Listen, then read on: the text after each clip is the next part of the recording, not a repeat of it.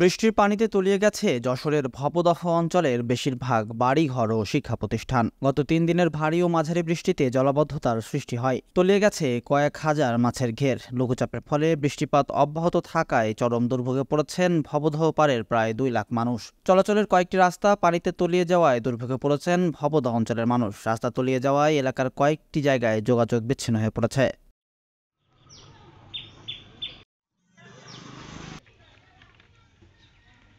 দুর্ভোগ কমাতে হরি নদীর ২.১ কিলোমিটার মাটি কাটার কাজ চলমান রয়েছে। এছাড়াও ভবদহের ২১ ভেন্টের উপর ৪টি বড় ও ৫টি ছোট পাম্প সবসময় চলছে। দ্রুতই পাম্প দিয়ে এলাকার পানি সরিয়ে ফেলা হবে বলে জানিয়েছে পানি উন্নয়ন বোর্ড। ডেস্ক রিপোর্ট, দৈনিক কল্যাণ।